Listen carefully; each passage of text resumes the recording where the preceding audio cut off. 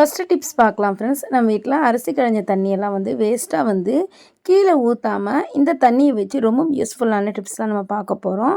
So இது 2வதா நான் கழுகுன அரிசி தண்ணிய தான் எடுத்து வச்சிருக்கேன். இத நம்ம சாம்பார், அதாவது பருப்பெல்லாம் வேக வைக்கிறோம் குக்கர்ல அப்படின்னா, இந்த தண்ணிய ஊத்தி நீங்க வேக வச்சு எடுத்தீங்க அப்படின்னா, சாம்பார் நல்ல டேஸ்ட்டா இருக்கும். கண்டிப்பா இத ட்ரை பண்ணி பாருங்க. அது மட்டும் இல்ல, இந்த அரிசி களைஞ்ச தண்ணிய நம்ம வீட்ல ஒரு சில காய்கறிகள்லாம் பார்த்தீங்கன்னா டக்குன்னு கட் பண்ண உடனே ஒரு மாரி கருத்து போற மாரி ஆயிரும். அதில ஒரு சில காய்கறிகள் தான் வாழைக்காய், கத்திரிக்காய், இந்த மாரி உருளைக்கிழங்கு. ஸோ நீங்க சமையல்லாம் கொஞ்சம் நேரம் கழிச்சு, ஒரு 1/2 மணி நேரம் கழிச்சு, 1 மணி நேரம் கழிச்சு பண்ணுறீங்க அப்படின்னா, ஒரு சில காய்கறிலாம் நம்ம கட் பண்ணி வைப்போம். ஸோ அப்போ இந்த மாரி கத்திரிக்காவுமே சரி, வாழைக்காவுமே சரி, நீங்க இந்த மாரி கட் பண்ணி அரிசி கழுகுன தண்ணியில போட்டு, அதுக்கப்புறம் நார்மல் வாட்டர்ல கழுகி நீங்க போட்டீங்க அப்படின்னா, சூப்பரா நல்லா அந்த காய்கறி கருத்து போகாம இருக்கும். கண்டிப்பா ட்ரை பண்ணி பாருங்க. டிப் நம்பர் 3 ஃப்ரெண்ட்ஸ், நம்ம வீட்ல நம்ம அர்ஜென்ட்டாக சமைச்சிட்டு இருப்போம். அந்த மாதிரி சமயங்களில் இட்லி எல்லாம் நம்ம இட்லி பாத்திரத்தில் துணி போடாமல் எடுத்தாலும் சரி, அதேமாரி நம்ம ஒரு சிலர் ஆயில் அப்ளை பண்ணி எடுப்பாங்க. ஸோ எதுவுமே சேர்க்காம அழகாக நம்ம இட்லி வெந்து வந்துருச்சு அப்படின்னா, குயிக்காக இட்லி எடுக்கணும் அப்படின்னா, இந்த மாதிரி டேப்பில் பேக் சைடில் திருப்பி லைட்டாக இந்த மாதிரி காட்டிட்டு ஒரு 2 செகண்ட் காட்டி நீங்கள் அதுக்கப்புறம் இட்லி எடுத்தீங்கன்னா சூப்பராக இட்லி பாத்திரத்தில் இட்லி ஒட்டாமல் வரும். கண்டிப்பாக ட்ரை பண்ணி பாருங்கள்.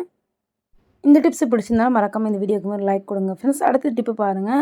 நம்ம ஒரு சில ஃப்ரை பண்ணுறதுக்கெல்லாம் மசாலா மிக்ஸ் பண்ணுவோம்.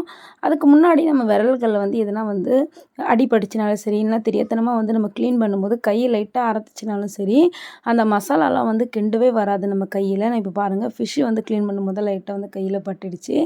ஸோ இப்போ இதை எப்படி நம்ம சூப்பராக எரிச்சலே இல்லாமல் மிக்ஸ் பண்ணுறது தான் பார்க்க போகிறோம். இந்த மாதிரி ஒரு டேப் இருந்தால் எடுத்துக்கோங்க. அதில் கொஞ்சமாக இந்த மாதிரி கட் பண்ணி விரலில் நம்ம டேப் எப்படி, அதாவது நம்ம அடிபட்டுச்சுன்னா எப்படி நம்ம பேண்டேஜ் போடுவோமோ அதே மாதிரி நீங்கள் லைட்டாக இந்த மாதிரி சுற்றி விட்டுட்டு, அதுக்கப்புறம் மசாலாவை மிக்ஸ் பண்ணிங்க அப்படின்னா நம்மளுக்கு கைகளில் எரிச்சலே இருக்காது. கண்டிப்பாக ட்ரை பண்ணி பாருங்கள். ஸோ இந்த மாதிரி போடாமல் நீங்கள் பண்ணிங்க அப்படின்னா விரல்கள் எரிச்சல் ரொம்ப அதிகமாக இருக்கும். அடுத்து ரொம்ப யூஸ்ஃபுல்லான டிப்ஸ் பாருங்கள் ஃப்ரெண்ட். நம்ம பசங்க யூஸ் பண்ணுற பேண்ட் ஆகட்டும், இல்லை ஆஃப் பேண்ட் ஆகட்டும், பெரியவங்க யூஸ் பண்ணுற ஆஃப் பேண்ட் ஆகட்டும், ஸோ ஒரு சில டைமில் இந்த பட்டன், அதாவது பழசாயிடுச்சு அப்படின்னா, இந்த பகுதி ரொம்ப பெருசாகிடுச்சு அப்படின்னா லாக் பண்ணவே வராது. அதே சமயத்தில் இடுப்பு கொஞ்சம் பெருசாக இருந்துச்சுனாலும் போடவே வராது. ஆனால் நல்லாயிருக்கும் துணி, பட் போடவே வராது. இந்த மாதிரி ரப்பர் பேண்ட் இருந்தால் எடுத்துக்கோங்க. ரப்பர் பேண்டை அழகாக நம்ம லாக் பண்ணுவோம்ல அந்த பட்டன், அதுலேருந்து இந்த ஹோல்ஸ், அதாவது இப்போ வெளியில் காட்டுறேன் பாருங்கள், அந்த மாதிரியே எடுத்து நல்லா லாக் பண்ணி விட்டுட்டிங்க அப்படின்னா சூப்பராக நம்மளுக்கு அந்த பட்டன் லாக் பண்ண வரும். பாருங்கள், இந்த மாதிரி லாக் பண்ண வரும். இதனால் நம்ம இடுப்பு பகுதியுமே பார்த்திங்கன்னா லூஸாக இருந்துச்சுன்னா டைட் ஆயிரும். கண்டிப்பாக ட்ரை பண்ணி பாருங்கள். அதே போல் பட்டன் போனதுமே இந்த மாதிரியே நீங்கள் கூட பண்ணலாம், சூப்பராக இருக்கும். அடுத்து பாருங்கள் ஃப்ரெண்ட், நம்ம வீட்டில் ரொம்ப அதிகம் தொல்லை கொடுக்கக்கூடிய பல்லி, கரப்பாம்பூச்சி, எலி, இதெல்லாம் வீட்டில் இருக்க ஒரு சில பொருட்களை வச்சு எப்படி சுலபமாக விரட்டுறது அந்த வீடியோவில் பார்க்க போகிறோம். அதுக்காக 2 சின்ன துண்டு இந்த மாதிரி வெல்லம் எடுத்திருக்கேன். ஸோ எப்பொழுதுமே கரப்பாம்பூச்சிக்கு இந்த பால் ஸ்மெல்லு, அதுக்கப்புறம் ஸ்வீட்னஸ் ஸ்மெல்லாம் நல்லா பிடிக்கும். ஸோ அதுக்காக தான் மெயின் வெல்லம் எடுத்தேன். இப்போ இது கூடவே நீங்கள் சர்க்கரை கூட எடுத்துக்கலாம். சர்க்கரை பார்த்திங்கன்னா நல்லா முழுசாக கொஞ்சம் பெருசாக இருக்கும் பார்த்திங்களா. ஸோ அந்த மாதிரி இருந்தால் எடுத்துக்கங்க, ரொம்ப பொடி பொடியாக இருந்தால் வேணாம். ஸோ இப்போ பாருங்கள், வெல்லத்தை கொஞ்சம் 2 சின்ன துண்டு வெல்லத்தை நல்லா பொடி பண்ணி எடுத்துக்கிட்டேன். இப்போ இது கூடவே 1 டேபிள் ஸ்பூன் அளவு பேக்கிங் சோடா எடுத்துக்கோங்க. இப்போ நான் கொஞ்சம் நிறைய குவான்டிட்டி அளவு தான் சேர்த்துருக்கேன். பார்த்திங்கன்னா இது மொத்தமாகவே 50 கிராம் அளவு வந்துச்சு எனக்கு. ஏன்னா எல்லா இடத்துலையுமே எனக்கு போட்டு விடணுன்றதுக்காக கொஞ்சம் அதிகமாக தான் நான் செஞ்சேன். நீங்கள் ஃபஸ்ட்டு கொஞ்சமாக செஞ்சு பார்த்துட்டு ஒர்க் அவுட் ஆச்சு அப்படின்னா கண்டிப்பாக ரெகுலராக இதுவே ஃபாலோ பண்ணுங்கள். எனக்கு ரொம்ப யூஸ்ஃபுல்லாக இருந்துச்சு. அதனால தான் இந்த வீடியோவே நான் ஷேர் பண்ணேன். இப்போ பாருங்கள், வெல்லம், அதுக்கப்புறம் பேக்கிங் சோடா, இது எல்லாமே நல்லா மிக்ஸ் பண்ணிக்க, 2மே ஈவனாக மிக்ஸ் ஆகி வரணும். ஸோ இப்போ இதை நம்ம எதுக்கெலாம் யூஸ் பண்ண போகிறோம் அப்படின்னா, நம்ம வீட்டில் ரொம்ப அதிகம் தொல்லை கொடுக்கக்கூடிய ஒரு இதுனா அது கரப்பாம்பூச்சி தான். இதை கிச்சன் சிங்க்லேருந்து, அதுக்கப்புறம் கிச்சனோட கவுண்டர் டாப்லேருந்து, கிச்சன் ஸ்டவ்லேருந்து எல்லா இடத்துலையுமே வந்துடும். அதுக்கப்புறம் நம்ம குப்பை வைக்கிற பேஸ்கெட்டெல்லாம் சுற்றி கூட நிறைய வர ஆரம்பித்தோம் நைட் டைமில். ஸோ இந்த மாதிரி சொல்யூஷன் ரெடி பண்ணி வச்சுட்டு நைட் டைமில் பார்த்திங்கன்னா இது நான் கிச்சனோட கவுண்டர் டாப் மேலே தான் போட்டிருக்கேன். இப்போ பாருங்கள், எல்லா இடத்துலையும் ஓரமாக இந்த மாதிரி போட்டு விட்டுருங்க. ஸோ போட்டு விட்டதுக்கப்புறம் வந்து நீங்கள் காலையில் எழுந்திரிச்சு பார்த்தீங்க அப்படின்னா சூப்பராக வந்து ஒரு கரப்பான்பூச்சி கூட இருக்காது. எல்லா கரப்பான்பூச்சியுமே பார்த்தீங்கன்னா நல்ல இது பேக்கிங் சோடா நம்ம சேர்த்துருக்கனால அது சாப்பிட்டது அதாவது ஸ்வீட்னஸ் ஸ்மெல்லுக்கு வந்து சாப்பிடும். சாப்பிட்டதுக்கப்புறம் வந்து அதோட வயிற்றில் வந்து ஒரு வித எரிச்சலை உண்டாக்கும். இப்போ பாருங்கள் கிச்சனோட கவுண்டர் டாப், அதுக்கப்புறம் கீழே ஓரப்பகுதியில், அதுக்கப்புறம் வந்து மல்லிகை சாமான் வைக்கக்கூடிய அந்த கபோர்டு. எப்பொழுதுமே வந்து கரப்பான்பூச்சி அதிகமாக வர இடமே வந்தீங்கன்னா இந்த ஹுட்டன்லான கபோர்டு, அதுக்கப்புறம் நார்மல் வந்து இந்த கார்ட்போர்ட் அட்டை, கார்ட்போர்ட் பாக்ஸஸ் இதெல்லாம் இருந்துச்சு அப்படின்னா மேக்ஸிமம் வந்து அவாய்ட் பண்ணிடுங்க. ஏன்னா வந்து கரப்பான்பூச்சி அதிகமாக வரும் அங்கே தான். அதுக்கப்புறம் வந்து நம்ம வாஷ்ரூமில் ஹேண்ட் வாஷ் பண்ணுவோம்ல அந்த இடத்துலையுமே கொஞ்சம் போட்டு விட்டுருக்கேன். அதுக்கப்புறம் வந்து இந்த அதாவது டஸ்ட்பினை சுற்றியுமே போட்டு விட்டுருங்க நைட் டைமில். அங்கே தான் ரொம்ப அதிகம் உலாத்தும். எப்பவுமே வந்து கரப்பான்பூச்சி அதிகமாக வரக்கூடாது அப்படின்னா ஒரு சில சொல்யூஷன் ரெடி பண்ணி போடலாம். மெயின் பார்த்திங்கன்னா ஒரு சில விஷயம் நம்ம பண்ணியே ஆகணும். என்னென்னா இரவு டைமில் பார்த்திங்கன்னா அந்த கிச்சனோட சிங்கில் வந்து பாத்திரம் இருக்கக்கூடாது. மேக்ஸிமம் நல்லா க்ளீன் பண்ணி எடுத்துடணும்.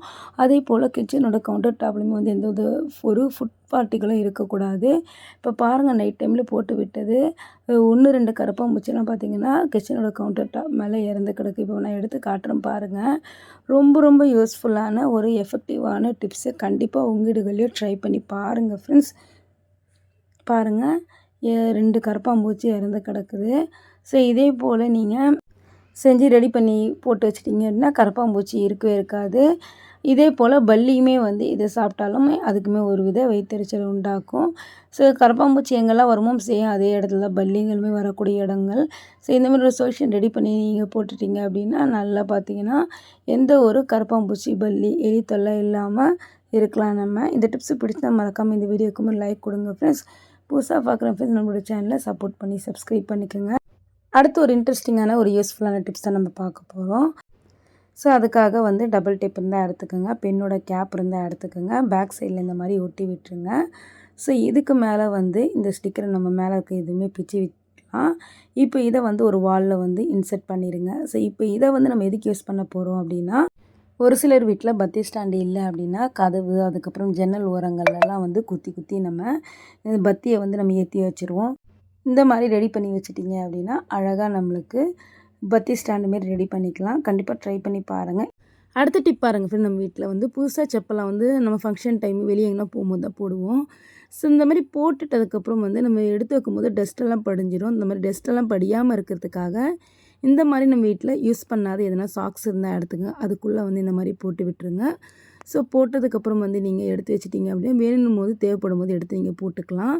ஸோ இதனால் வந்து நம்மளுக்கு டஸ்ட்டுமே படியாது. அதேமாரி பூச்சிகள் எதுவுமே வந்து அந்த ஷூக்குள்ளேயுமே ஆகட்டும், செப்பலுக்குள்ளேயுமே ஆகட்டும் போகாது. கண்டிப்பாக ட்ரை பண்ணி பாருங்கள்.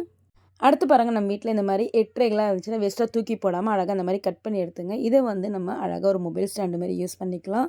ஸோ வந்து பெட்ரூம்லேயே ஆகட்டும் இல்லை கிச்சன் எதுனா பாட்டு எதுனா கேட்குறோம் அப்படின்னா படம் பார்க்கணும் அழகாக இதை வந்து மொபைல் ஸ்டாண்டு மாதிரி யூஸ் பண்ணிக்கலாம். கண்டிப்பாக ட்ரை பண்ணி பாருங்கள். ஓகே ஃப்ரெண்ட், இந்த வீடியோவில் சொன்ன எல்லா டிப்ஸுமே உங்களுக்கு பிடிச்சிருக்குன்னு நினைக்கிறேன். பிடிச்சிருந்த வீடியோக்கு ஒரு லைக் கொடுத்து புதுசாக பார்க்குறப்ப நம்மளோட சேனலை சப்போர்ட் பண்ணி சப்ஸ்கிரைப் பண்ணிக்கோங்க. நெக்ஸ்ட் ஒரு இன்ட்ரெஸ்டிங்கான யூஸ்ஃபுல்லான வீடியோவில் பார்க்கலாம். இது வரைக்கும் என்னோட சேனல் நிறைய பேர் சப்போர்ட் பண்ணி சப்ஸ்கிரைப் பண்ணிக்கிங்க. சப்போர்ட் பண்ண எல்லா ஃப்ரெண்ட்ஸ்க்கும் தேங்க்ஸ் சொல்லிக்கிறேன். தேங்க்யூ ஃபார் வாட்சிங்.